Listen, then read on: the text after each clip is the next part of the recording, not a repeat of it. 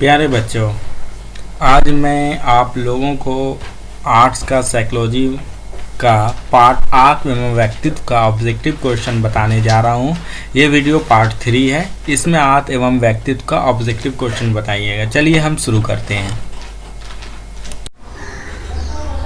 आज मैं मनोविज्ञान का आत्म एवं व्यक्तित्व का क्वेश्चन नंबर 1 बताने जा रहा हूँ। क्वेश्चन नंबर 1 में है किसी व्यक्ति के व्यवहार को स्थिर स्वरूप कहलाता है। तो फर्स्ट ऑप्शन है आपका आत्म है, दूसरा है व्यक्तित्व है, तीसरा है उपागम और चौथा है शील गुण। तो आपका इसमें सही ऑप्शन क्या है आपको ये बताना है। चलिए हम आपको सही ऑप्शन बताते हैं, ठीक है। चलिए, इसमें पहला ऑप्शन आपका दिया हुआ आत्म, दूसरा व्यक्तित्व, उपागम और शील गुण है। इसमें सही आंसर आपका व्यक्तित्व होगा। आपका सही आंसर क्या होगा? व्यक्तित्व होगा, ठीक है। नेक्स्ट क्वेश्चन की तरफ चले। आत्म अनुदेश और आत्म प्रबलन किसके लिए निर्धारित तकनीक है? तो आपको पहला ऑप्शन आपका आत्मनियंत्रण है और दूसरा है स्ववृत्ति है और तीसरा है आदत है और चौथा है रक्षा युक्तियाँ हैं, ठीक है। तो आपका आंसर हो जाएगा क नंबर, जिसको हम कहेंगे आत्मनियंत्रण। आपका सही आंसर होगा आत्मनियंत्रण, ठीक है। आगे बढ़ते हैं। हृदय और अहम और प्राहम किसके 3 संरचनात्मक तत्व है? ठीक है।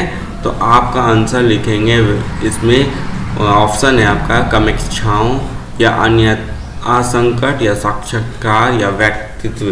तो आपका सही आंसर होगा व्यक्तित्व, ठीक है। आपका सही आंसर व्यक्तित्व होगा, ठीक है। नेक्स्ट क्वेश्चन की तरफ बढ़ते हैं। किस अवस्था में बालक ईडियस मनोग्रंथि का अनुभव करता है? फर्स्ट ऑप्शन है मौखिक अवस्था, दूसरा है लैंगिक अवस्था, तीसरा है किशोर अवस्था और चौथा है बाल अवस्था, ठीक है। तो आपका सही आंसर हो जाएगा मौखिक अवस्था, ठीक है।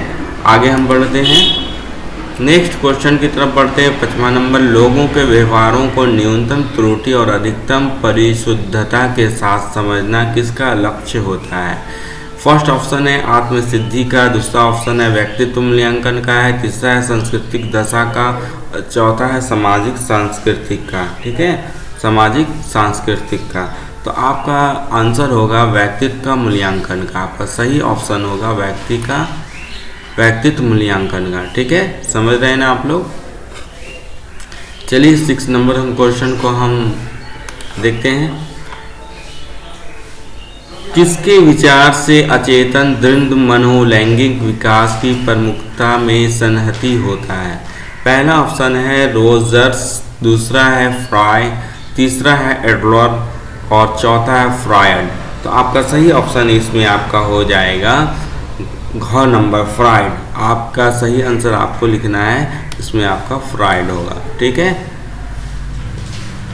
नेक्स्ट क्वेश्चन की तरफ बढ़ते हैं। 7वां नंबर, कौन सा उपागम व्यक्ति को पर्यावरण के प्रति किसी व्यक्ति की अनुक्रिया के रूप में समझना है? तो फर्स्ट ऑप्शन है विशेषक, दूसरा है मनोगतिक, तीसरा है सांस्कृतिक और चौथा है व्यवहारवादी। तो आपका सही आंसर इसमें होगा व्यवहारवादी, ठीक है। आगे हम बढ़ते हैं क्वेश्चन की तरफ। 8 नंबर, किसने वास्तविक आत्म और आदर्श आत्म के मध्य संबंध को बल दिया है? पहला ऑप्शन है मैसेल्लो, दूसरा है रोजर्स, तीसरा है एरिकसन और चौथा है युग। तो आपको हम बता दें, इसका सही आंसर आपका रोजर्स होगा, ठीक है। आगे बढ़ते हैं 9 नंबर में। EPQ किस मनोवैज्ञानिक द्वारा विकसित किया गया है? आइजैक, मॉर्गन, युग, कैटेल। तो आपका सही ऑप्शन हो जाएगा आइजैक। नेक्स्ट क्वेश्चन की तरफ बढ़ते हैं। आइजैक ये होगा आपका, ठीक है। निस्थिति परक दबाव परीक्षण किसके मूल्यांकन में सबसे अधिक प्रयुक्त किया जाने वाला परीक्षण है? ठीक है। व्यक्तित्व, आत्म प्रबल या आंतरिक शक्ति या मनोवैज्ञानिक विकास, ठीक है। तो आपका सही आंसर हो जाएगा व्यक्तित्व।